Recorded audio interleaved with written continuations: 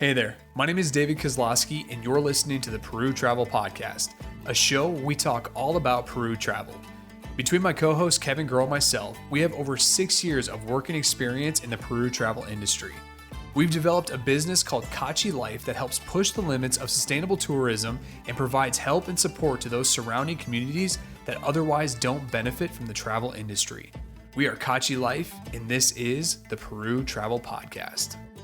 Hello and welcome back to the Peru Travel Podcast. I'm your host, David Kozlowski. Alongside of me is Kevin Groh, and today we're bringing out another episode where we're interviewing Practical Wanderlust. That is a podcast coming out not too long from now, and Lia and Jeremy run a blog called Practical Wanderlust. Guys, thanks so much for hopping on the show with us. Yeah, we're super pumped to have you. Yeah, thanks for having us. We're super excited to be here. Perfect. So right out the gate, we've got to squash some bones. We got a bone to pick, rather, with somebody. So we got a podcast review. And Lia, Jeremy, I hope you guys don't get reviews like we just got from this guy, because my heart is broken, okay?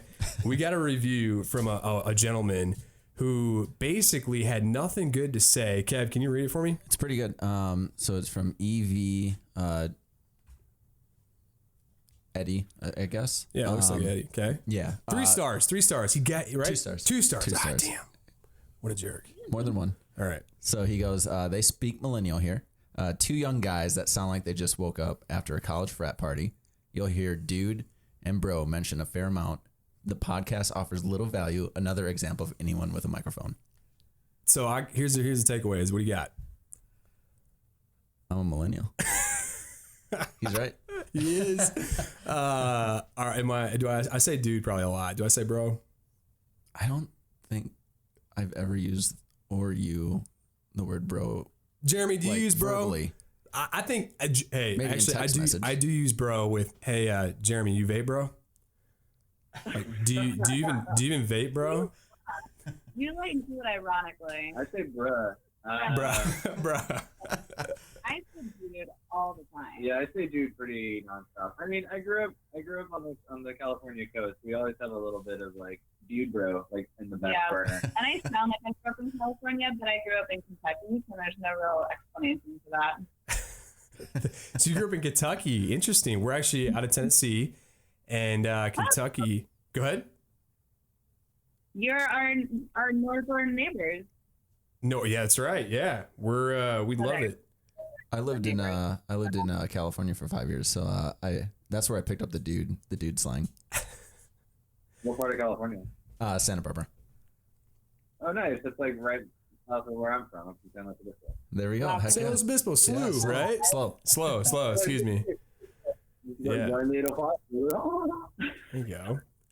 Cool. So, thank you so much for the review. Not really happy about the 2 stars. I did read a couple other reviews, if it's worth anything, that he wrote about some other people, and they weren't that positive either. Hey, it's better than 1 star, like I said. Hey, look, all I got to add to this is that he says podcast offers little value. Another example of anyone with a microphone. Well, you know what? You're another example of somebody who has a cell phone that can leave a review.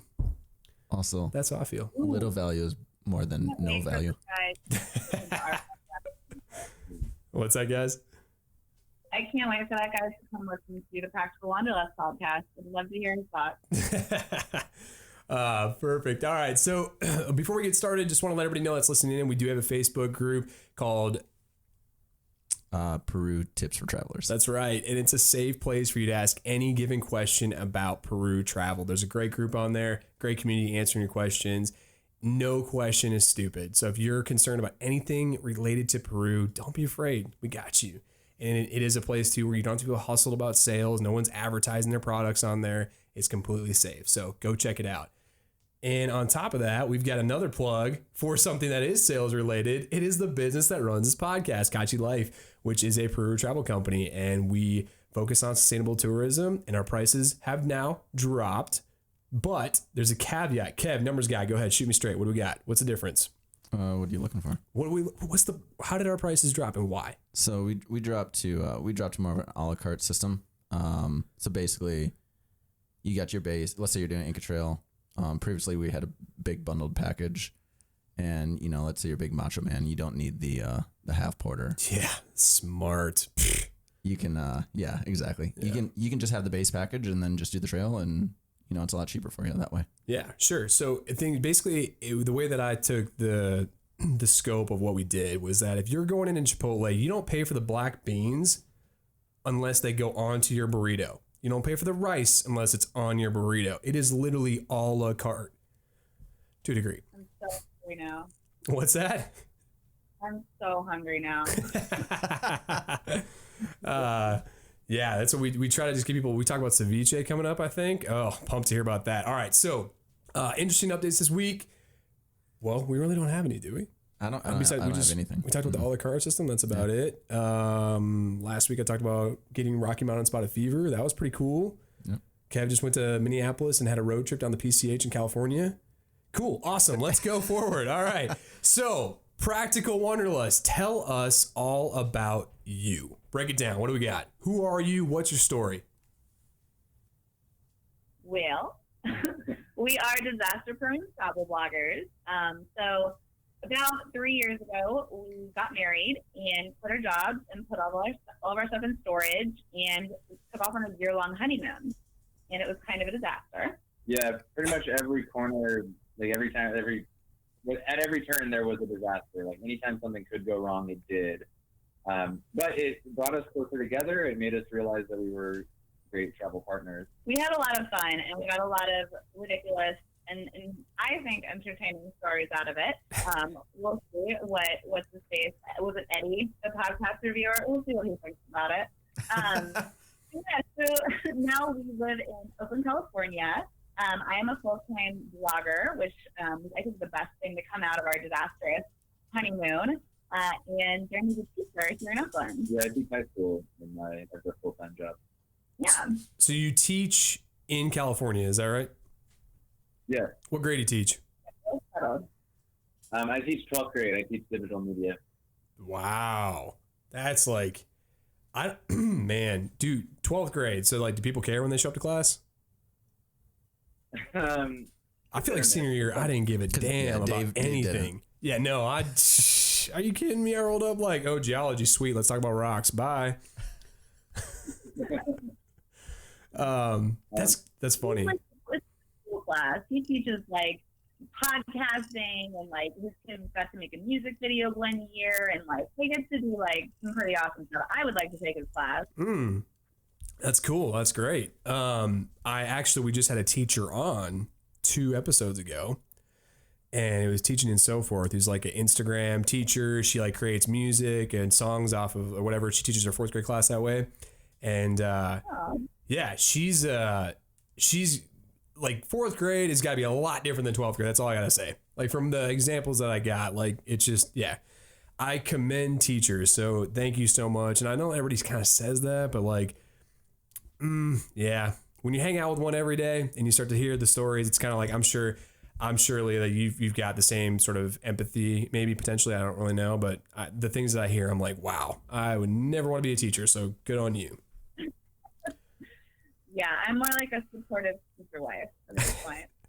Oh, and there's never a dull day where you say that. And That's I get true. to come into stuff. Like I just come in with like cookies or something, and I get them all thinking I'm really fun and cool. So it works. That's awesome. We got to talk after at some point too, because if you're a full-time blogger, like what you do being at home every day, like vlogging, because I only ask because like I like, so right now I'm actually working from home quite a bit, and I'm going crazy. Like I don't know what to do with my life. I don't know. Like I'm working, sure, but Lord, do I get bored. I don't have people to talk to. It stresses me out. If you can imagine. So yeah, we'll have to touch on that. But let's get to Peru, because everyone listening wants to know about Peru and things to do in Peru. And I'm actually going to skip down to our second item because I'm the most interested in this, because I love ceviche. So let's talk about this Lima cooking class that you guys took. What's the deal? Go ahead. Sorry. So it was a cooking class where they taught us how to make pisco sours and ceviche. It was Lima Gourmet. Mm-hmm. Was the name of the school, and it was really cool. There was only I think there was only 4 of us. Yeah, it was like us and another couple. And and just handling some raw fish. They served us the pisco first, so my memory is a little hazy. I did take very good notes, and we do have a blog post about it. But I do remember that, like, the pisco sour was way easier to make than I expected. There was a lot of shaking. It like came together pretty easily. I think it was easier because I did the shaking. So that's why. Yeah. It was really enjoyable to drink. Yeah. And then they kind of have, like, prepared a lot of the things for the ceviche in advance. Like, they made the tiger's milk. And so it was mostly like you put things together in the right order, and you mix them up, and you add some corn nuts or whatever those are called, and eat it. And it was delicious. I'm gonna be honest. It was like 70% me eating and drinking, and like 30%. Where did you guys do the class at? It was in Lima. I don't remember exactly where, but it's Lima Gourmet. I don't know if they're still offering that exact class because this was like 4 years ago. But we reached out to them. They were actually our first blog collaboration. That was like 2 months after we started our blog. We were super excited about it. The fact, though, that you did a lot more eating and drinking. And Jeremy, did you feel forced to have to cook because you're like, we have to cook because we're on this cooking class? No, I love cooking. My whole family, that's our love language. And so I was like very excited to cook because, we were big fans of ceviche when we first had it in Huanchaco. And so I was really interested in learning how to make it. So I was very excited. Yeah, have you made it since? I'm sorry, what was that? Have you made it since? God, no. No, because they had like gotten all the ingredients and like done the legwork, and like I don't even know if we could find fish that fresh. I feel like it would be to the hospital if I tried to make ceviche at home. Oh man, I was listening to the Meat Eater podcast not too long ago because they had a doctor in talking about fish, and it was a really interesting podcast because it turns out, the little fact, freshwater fish is actually better to eat raw than saltwater fish. It's like got less parasites. It's got legit, like when I first heard it, because there's this theory, I guess, that you shouldn't eat raw fresh fish. It's completely false. That there's worms in your, this is going to gross everybody out, but there's worms in your fish, but there's worms in every fish. It's no matter what, you will see worms in your fish. Like it was a really interesting podcast. If you really cared to learn. That's kind of grossing me out, bro. Brah. Do you even vape, brah? That's cool. Yeah, I think I would like to actually do something like that. I do like to cook. I'm not that great at it. I'm continually learning, but I love ceviche, and I think I'd actually probably be like Lia in the sense that I would be probably drinking a lot more, and then by that point I'd be like, hey, it's ready to party. Like, where's more ceviche? And then it'd just be a mess. Were you like stumbling leaving out the building, or what happened? I was trying not to because I was trying to be like super professional. But yes, like deep inside, yes. So would you guys recommend a Peru cooking class? Yes, definitely. Peru has such amazing food, and particularly in Lima. Like, most of the best meals of my life have been in Lima. So check it out. What if there was a cooking class that was to cook cuy? Would you do it? Do you know what cuy is? Oh yeah. Yeah. No. For everyone listening, cuy is a guinea pig, so it's a delicacy in Peru. I mean, would you do it, Kev? I don't know if I could cook it. I mean, I ate it and it was good. I liked it, but I don't know if I could cook it. So you didn't even eat it. The thing about it is that it's like one thing if it's like, oh, you're eating this type of animal, but it's masked and you can't really tell it's that animal. But cuy, it's exactly what it looks like. It's like an adorable little you in the food, and it's deep into your soul. You're still in, and yeah. My buddy actually, when we all went to Iceland not too long ago, and he got a sheep's head delivered to his table. Chris did. Yeah. Remember that? Uh-huh. A legit sheep head, eyeball in it, everything, and he ate it. He ate it right there. No. It's incredible. My sister told us before we went to Peru that if we ate it, she would not talk to us for the rest of our lives. Oh, yeah. Oh man. Well, there's supposedly two different ways of preparing it. One of the restaurants that our main guy David, our owner in Peru, he his wife is a chef at, and she cooks it the traditional way in her Quechua village, I believe. I'm pretty sure she's Quechua. I can't quite. Okay. So they cook it differently than like the standard. You see it as the animal. Now, granted, it still definitely looks like a guinea pig. It's just a little bit different because they flatten it out with a hot stone. I don't know that you could. I don't know that you can order it this way in a restaurant. However, if anyone listening wants to try the special cuy, please email us, and David will set you up at the restaurant, and he'll get you the flat cuy. And I hope Kevin gets 100 emails being asked to try the flat cuy. Cool. Well, that's good. Recommend the cooking class. Definitely need to make sure that we do that. I need to figure out how we can get this done, actually, because I wouldn't mind doing that. Drinking booze and eating fish. Peru, I can't remember how many years in a row now, but it's been voted as the top like food cuisine country in the world. Mm-hmm. What's the latest and greatest on the restaurants? Like rankings, Kev? I don't know. Come on, you know this all the time. So Central dropped. Yeah, Central dropped to I think there's 6. What are the new hitters that are coming in though? So there's I flip them back and forth on which one is where they're ranked, but there's, and I don't know how to say it. It's Mido, okay. MAIDO, and then there's Astra di Gaston. Okay. Did you guys eat any of those? We did all 3 of those, yeah. Yep. Seriously? Which one's your favorite? Yeah, I'm telling you. Central is hands down my favorite. Central was the best meal I've ever had in my life. Number 4 when we were. No, it was number 2. Oh, it was number 2. Wait, it might have been 1. No, it was 2. No, yeah, that was right after Noma. the episode had come out, and we were really excited, and it was definitely up to the hype. It was amazing. It's funny you say that. Kevin really liked Central too. It was great. Yeah, I loved it. Central. Not a fan.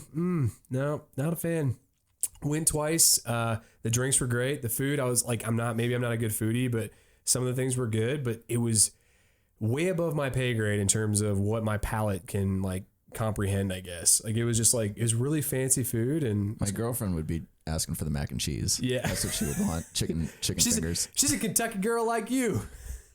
Oh, bless her heart. That's funny. So you liked Central. What about the one that I'm trying to get reservations for the next time we go in June? What was the Mado? Mm-hmm. What was that? Was that good? Honestly?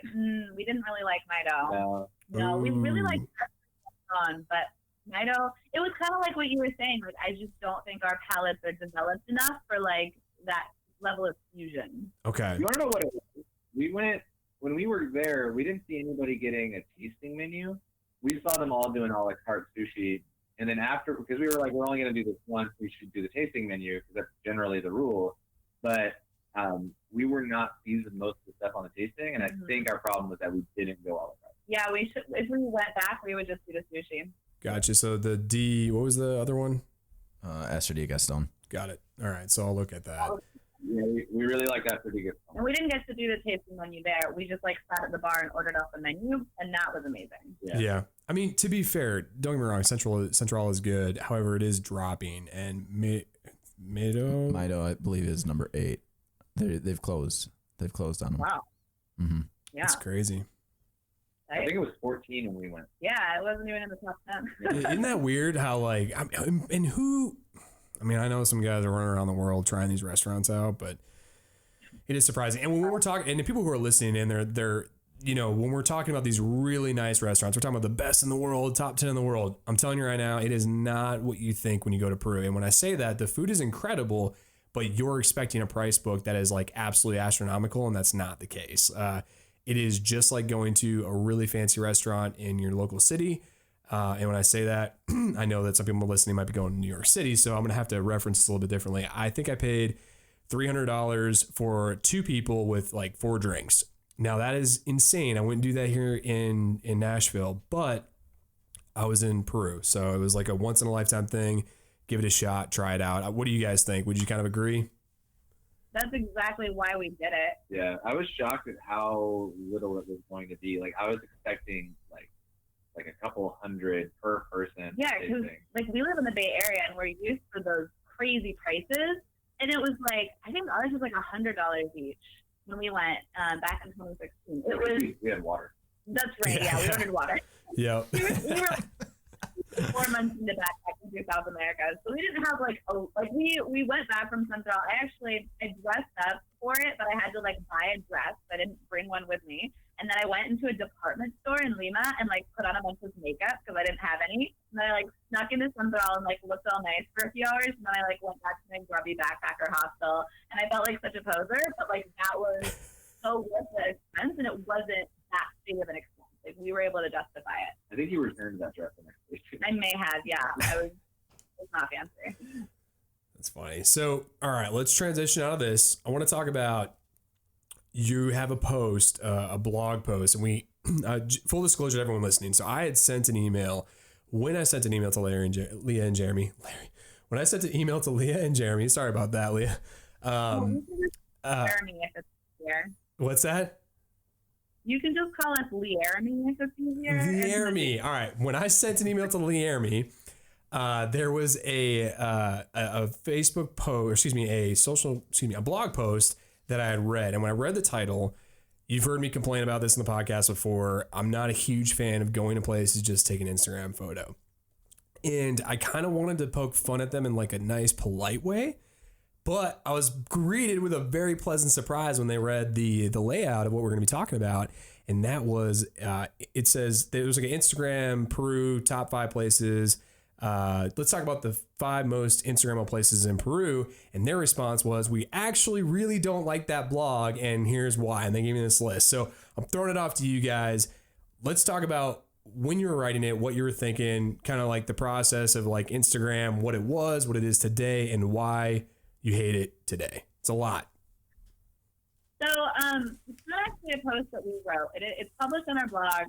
It's from 3 years ago. It's a guest post written by somebody who was basically looking for a link back to their blog. And at the time, I was a pretty new blogger, and I was just kind of excited that somebody wanted to post on our blog.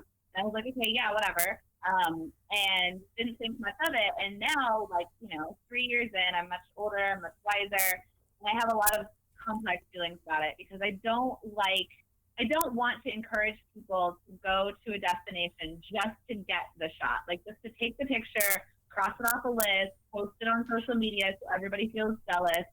To me, those are not good goals of travel. And I don't like that's what a lot of people feel obligated to do or pressured to do when they're scrolling through Instagram. I never want our Instagram to make anybody feel like they're not living up to their best life, or I don't want anybody to feel bad. I want to be relatable rather than, influencer aspirational or whatever. So I do kind of regret that post. I don't think, honestly, I'm really curious how you found it, because I don't think anybody's looked at it in 3 years. I haven't forgotten it. So yeah, not our best. I mean, talking about that, there's just so much there to process. So when you talk about that, you don't, when you're talking about being in the moment, sort of that's kind of what I'm hearing, at least, right? It's being in the moment, not be thinking about a social media post. Right. Yeah. I mean, it's kind of, and Jeremy, you teach, from what I understand, you teach digital media. So I'm assuming that incorporates photos and video. And the aspect that I had doing film work full time, when I would travel someplace, I was constantly having a camera with me. And I felt like I was living my vacation through my camera lens, and that started to bother me. And so I stopped bringing my camera to film. And in fact, doing the Inca Trail for the first time, I filmed it, and it was it just wasn't the same. And now we're going back in June to do the Inca Trail again, and all I'm there to do is take photos. We have a film team. I'm sitting back, just taking photos and trying to enjoy the moment for the first time. I mean, is that kind of how you feel too, or? I think I used to feel like that. I used to feel as though work travel and vacation travel were separate, but I've tried to find a balance where it's we'll go to a destination and I'll know the big shots there, but I'm also completely okay just going on our own and finding new things. And for me, I don't want to endanger the wildlife just to get the shot. So Sure.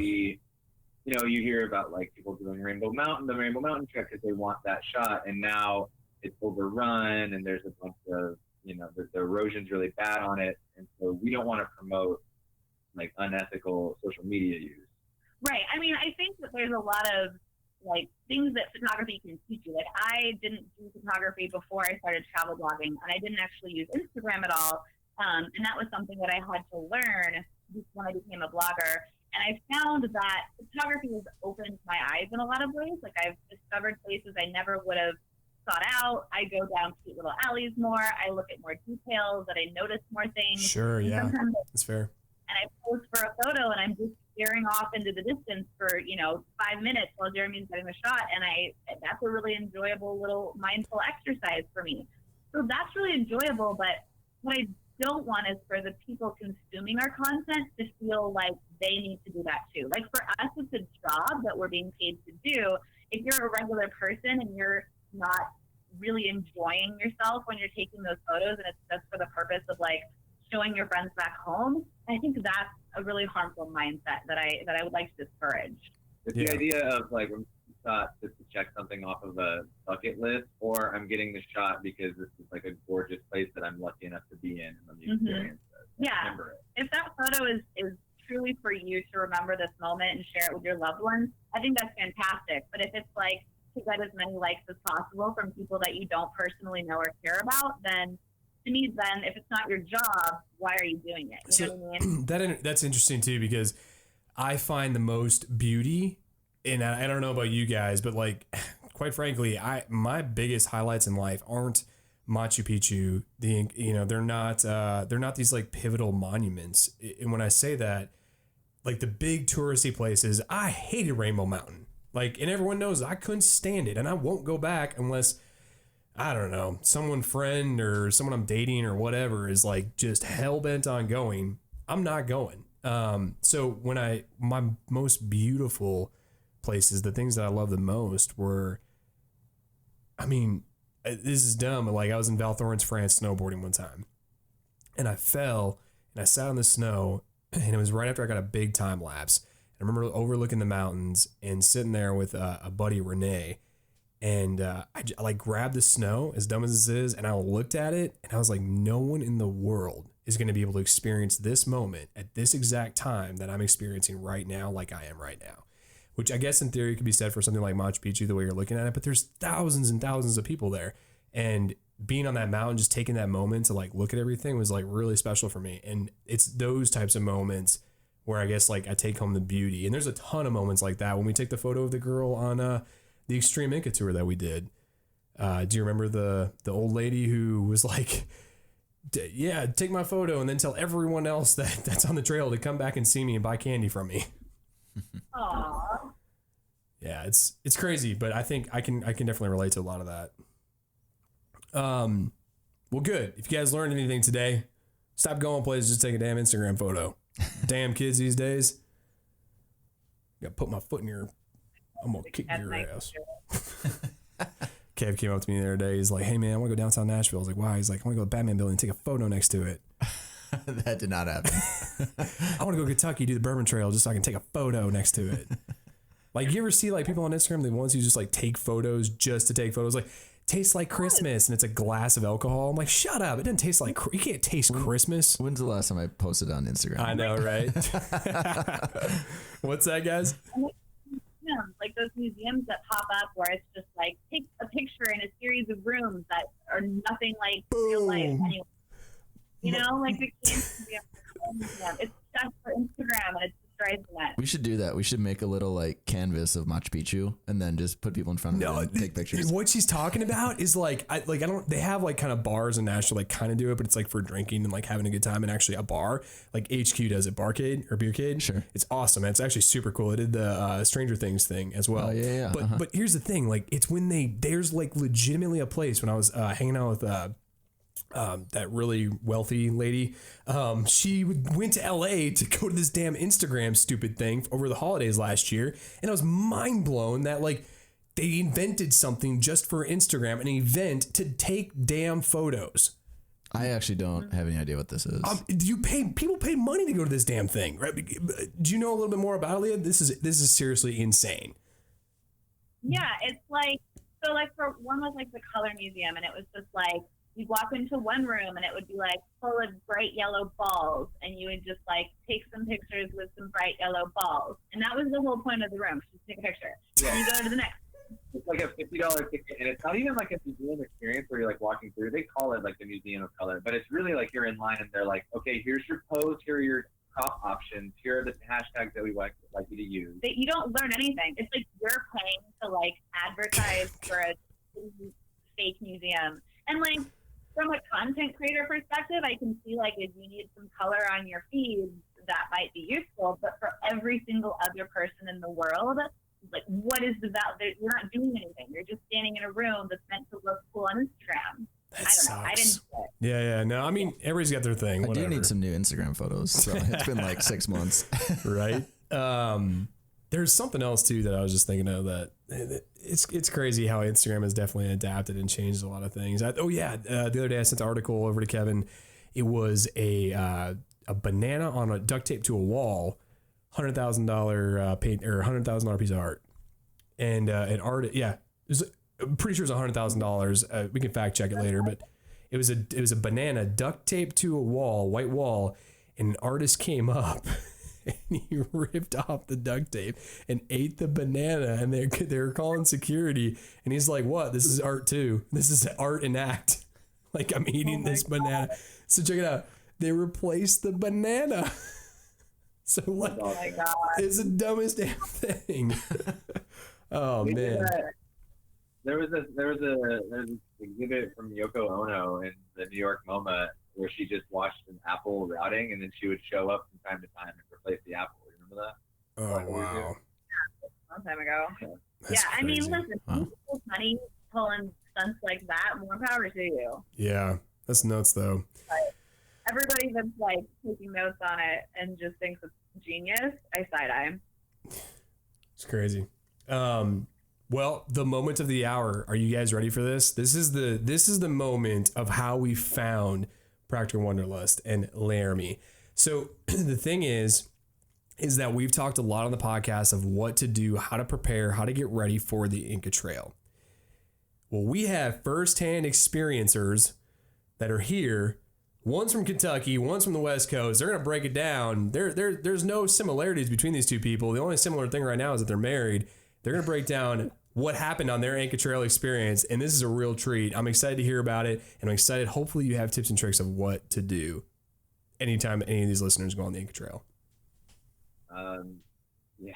Well, That was a reluctant sigh. Did you hear that? He's like, yeah, damn about that. I just want to take advice from us after we hear what happened. I think the advice is do everything that we did not do. Yes, just do the opposite. So we did not successfully hike the Inca Trail. We successfully hiked one day of the Inca Trail, and then we had to turn around and hike back. So our story is more sort of failing to hike the Inca Trail. Well, what happened? Like what? I mean, I've never heard of anybody actually failing too, so that's why I'm curious. Like, what was going on? Great, that's good. Sorry. My bad. I could say I come across rude. There was like a bunch of omens that we had that we basically ignored or argued against. And the first one. Well, let me set the scene. So at this point, we're 4 months into we're 4 months into our honeymoon. So we're on our year-long honeymoon, and we're like young, spry, strappy, 20-something-year-olds. We had been training for our honeymoon because we planned to do all of these hikes. We were going to kind of work up to the W Trek in Patagonia. So we're living in California. We're going hiking every single weekend, and I'm like on the Stairmaster every day, and I'm just like, yeah, like I'm gonna be super fit, right? 4 months in, we had just spent a month and a half traveling through Peru. We'd spent a month in Ecuador. We'd spent a month in Colombia, and we had a total of 2 hikes under our belt in that entire 4 months. Well prepared. And none of them were really intense hikes. Well, the Quilatoa Loop in Ecuador was an intense hike, but we also did not manage to successfully hike that one. Oh, I did Lago 69 in. Yeah, and I had altitude sickness, so basically nothing. So we were very out of shape at this point. And we were in Cusco because they asked you to be there early, and we were just sort of hanging out at the hostel eating burgers and fries, as you do when you're preparing for a 4-day trek. And the first omen was the night before, we like put in a load of laundry, and I had like these like trekking pants from Prana that were like hiking pants. The best hiking pants. Yeah, those are good. Those are good hiking pants. I like those. And they lost them.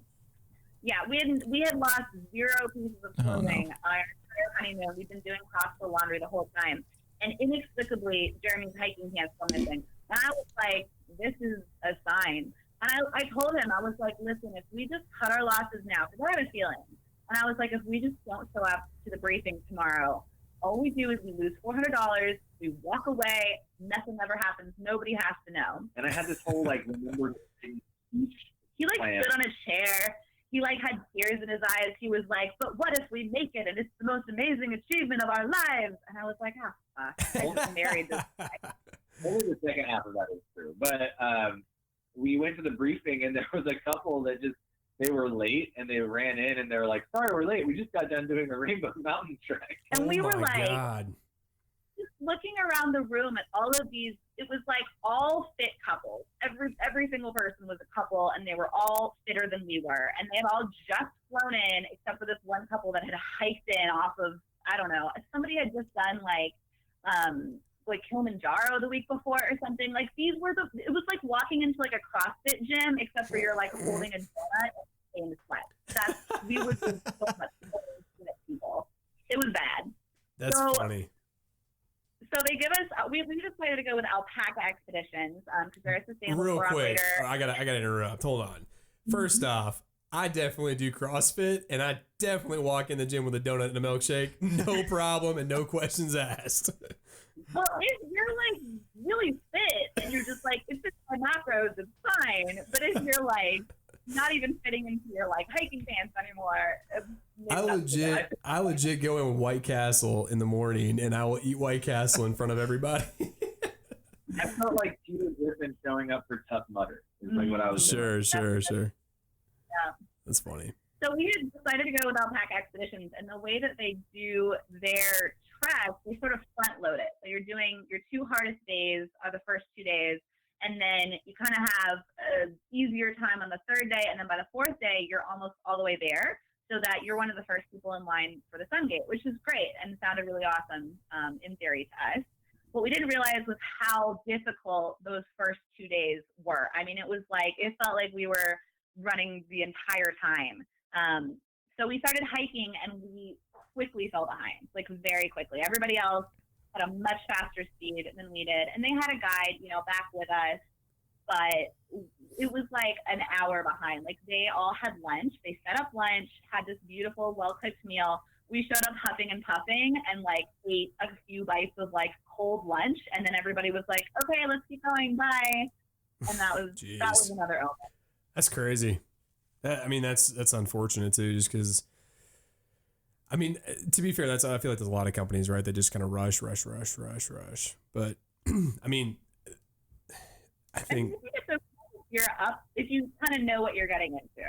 I don't think that we necessarily had wrapped our head around that as much as we maybe should have. And this happens to us back home too, because we told the guide, we were like, "Hey man, we are really slow hikers," and I think people want to like make us feel better, and they're like, "Oh, I'm a slow hiker too." But it happens with us even at our friends, and we're like, "No, when you say slow, I mean like sloth trying to do the Inca Trail." Like when we were going on hikes in South America, we would look at how long everybody else said it would take, and we would multiply it by 2, and that was typically a good like measurement for us. We're just very slow. Like we'll get there eventually, but we're gonna be very slow at it. Yeah, that's all right too.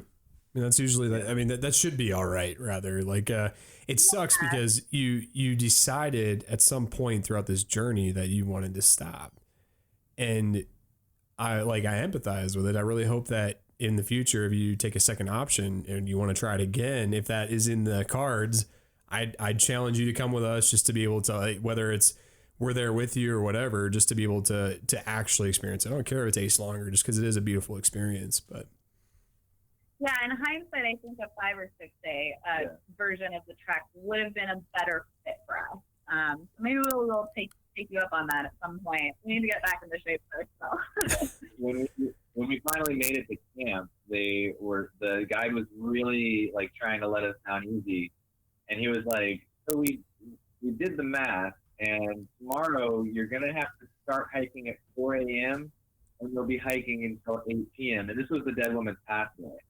So he wanted us to hike for 16 hours, and he was like, and then hopefully you'll get to camp by 8 p.m. Because they can't just like leave us, hanging around on our own in the dark. And so basically they were like, you can either do that or you can turn around, hike back, take a train, and meet us in Machu Picchu. And I gave Jeremy like the most knowing wifely look that any wife has ever given her husband. And I probably said I told you so like 20 times because I'm not subtle. And we decided to hike back. Man, that makes me sad. That makes me really sad, actually. Yeah, that sucks. I mean, does it bump? I mean, wow. What sucks about it too is that I feel like we were up at 4 a.m. every freaking morning on the Inca Trail. Like that was not a non-negotiable. Yeah, I'm pretty sure we were up at 4 a.m. every single morning. Like there was we were waking up with tea. I don't know. It's a pretty shitty thing. I mean, it makes sense because everybody else is just going so much faster than us. I think if there were other people that were slower, then maybe they could have adjusted the whole pace. But it was literally every other person on our group was very capable. The problem is though, is like you're talking about these kids that are young or they're fit, they're CrossFitters. I do CrossFit, but just because you're a CrossFitter does not mean you're like in immaculate shape. When we were on the Inca Trail, we had people who were 60. We had kids that were 12. There was all ranges. Now, granted, Kevin and I were definitely at the front. I'm freaking pissed about that because I was miserable and I had a 45-pound pack of film equipment on my back. But minus that, at one point, I think I passed a Porter, a Chasky. I was pretty proud of my moment there. Well, the 12-year-old was ahead of us the whole time. Yeah, it was. But point is that like they were all different walks of life. That's what's to be expected. And there was definitely moments where we had lunches where people came in right when we were done and we took off. But David sat in the back. This guy, like, you gotta have patience. And literally, correct me if I'm wrong, but every single time that people slowed down, David's response was, it's okay, relax, you're on vacation. Yeah, exactly, you're on vacation. Yeah. Enjoy it. Look at the view, it's so beautiful. Yeah, people came in later for lunch, but then, they got an opportunity to relax and have their lunch. And and then David would wait for them. And I don't think it wasn't anybody's fault, right? Like the guys were hiking back with us. They were saving the lunch with us. It just wasn't. Sure. It was a mental thing, right? Like in our heads, we felt guilty that everybody had to wait for us. We felt, incapable. We were kind of just in our heads about the whole thing. And when they gave us an out, we took it because we knew that it was going to be really, really hard. And I think that a lot of hiking a difficult hike is just deciding that you're going to finish. And we were not convinced, I think. Yeah, there's that moment where you're in the groove and you're like, I know that I have like X amount of miles and I'm going to do it because I'm already like getting that. But the whole day it just felt like it was like an uphill battle, like physically, but also like emotionally, because we see the side eye of us coming in late to lunch. Not from the other, like not from the not from the guides, from the other guests. We didn't know them. We didn't get to chat with them. It was just a different experience, and not like they were all getting to know each other. And actually, so we did hike back. We took the train to Ollantaytambo. We hung out there for a couple of nights. We put our guide came back with us, and we put him up in like the cheapest, shittiest hostel we could find, which I felt bad for him, but that was what I could afford. And then we met up with everybody at Machu Picchu, and they had literally like bonded so much, this group. Two of them had one guy had proposed to his girlfriend. Damn. At the festival.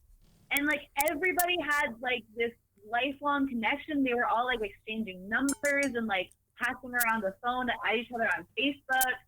And then the phone got to us and it just like had that awkward like, oh.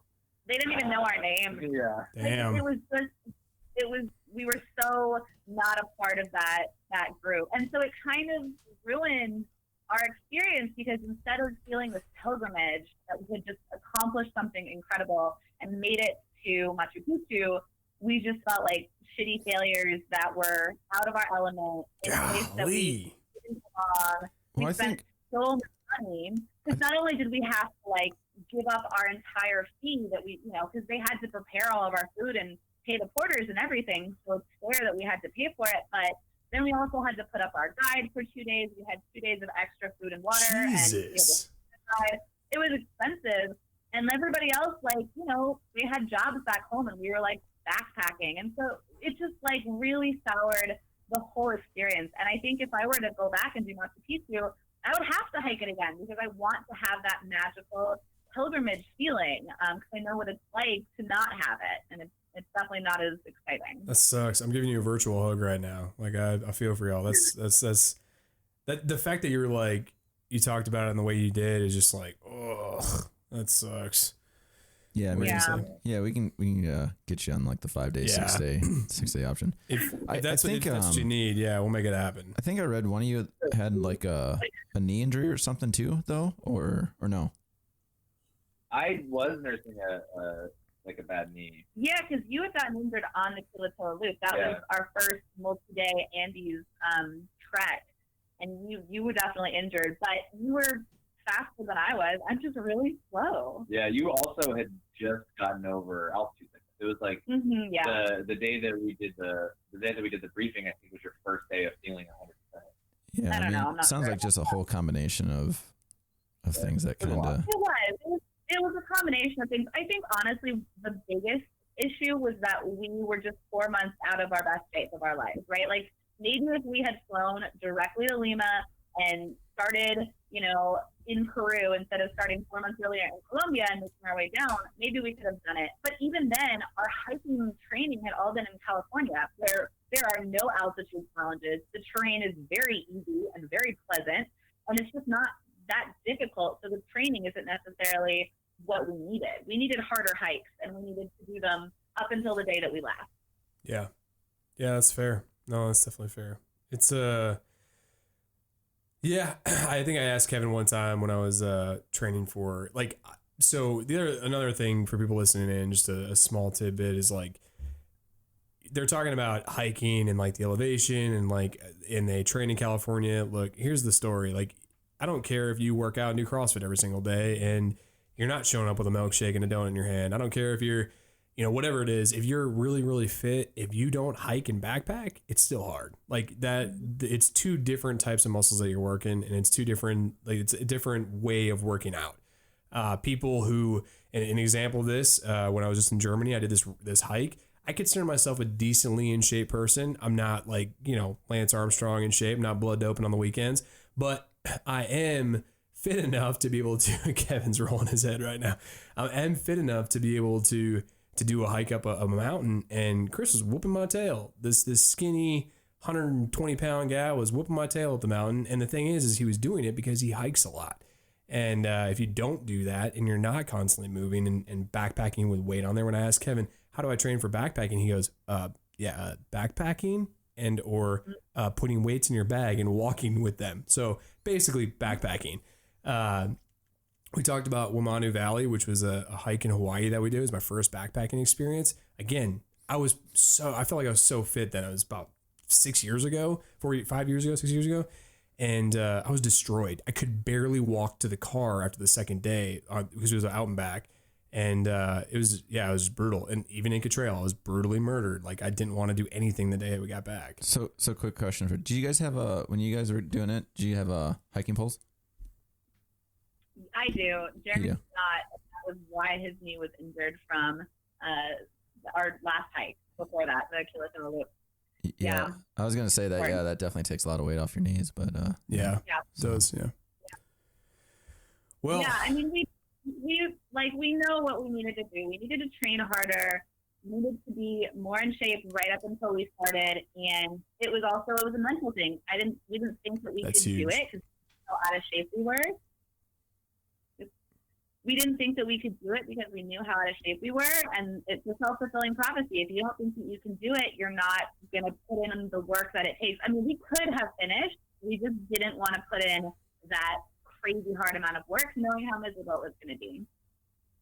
Yeah, I mean, the mental game is always a huge part of it. I feel like that tends to always be the biggest challenge. So, well, look, guys, hopefully everybody can learn from it. If there was one tip you had to give anybody, what would it be to do the Inca Trail?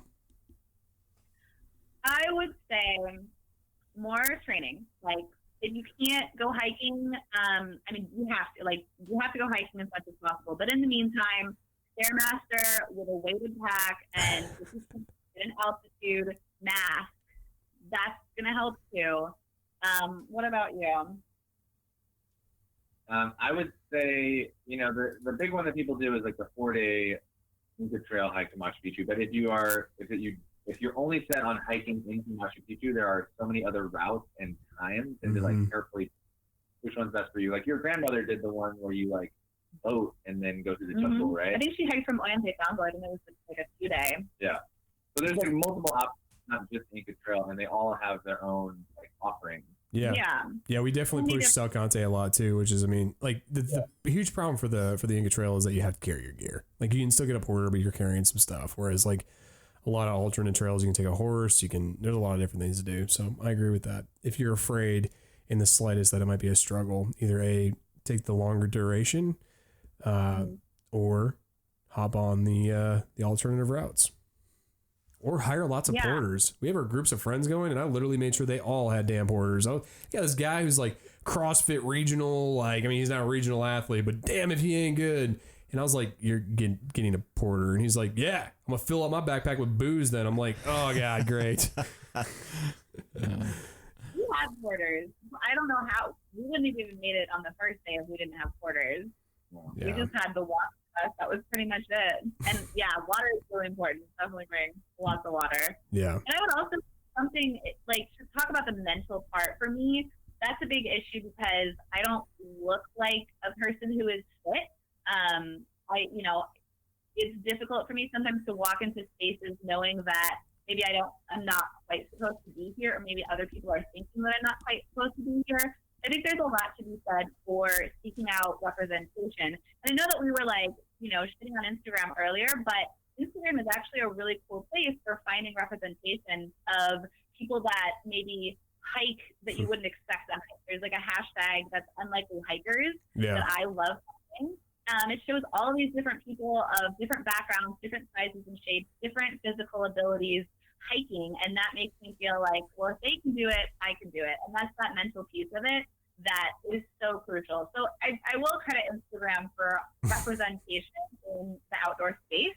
There's a lot of really good stuff that you can find on there, and like other people doing it, which can make you feel like you can do it too. Yeah, it can be used for good, right? I mean, that's true. That's good. I think it's good too because like I always look at guys and girls. That sounds weird. I just say look at just guys, but I guess I'm into that kind of thing.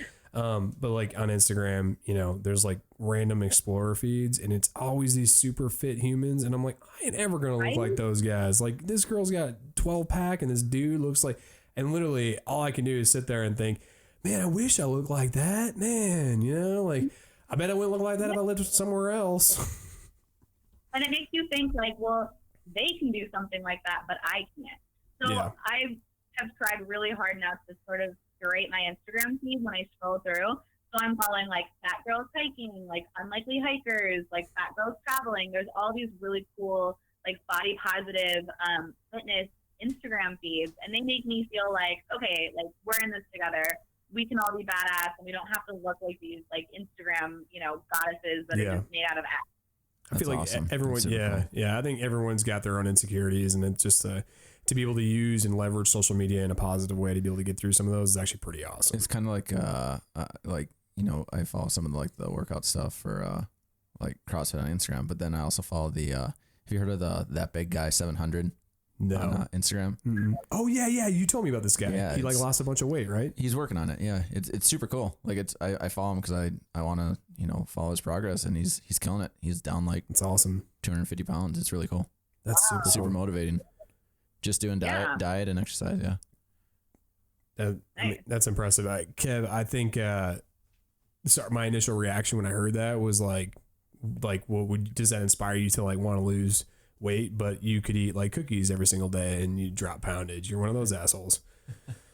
I was walking the house. I'm like, Kev, I need to lose weight. And he's like, no, you don't. You're fine. Meanwhile, he's crunching down today French onions with ranch on them. That was his dinner. French onions with ranch. French onions with ranch. And he's like just super cut. He continues to be cut. It's frustrating as all hell. Cool. Well, either way, you guys have been awesome to talk to. We got to do a follow-up one of these if possible in the future.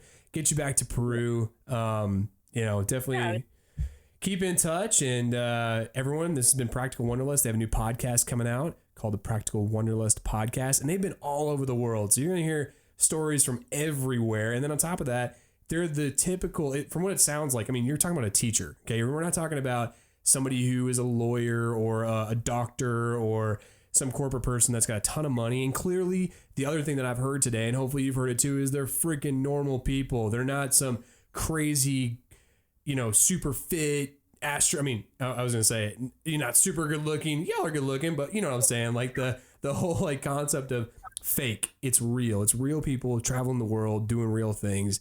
And you guys can listen to that, see it, and hear it. Would you guys agree? Yeah.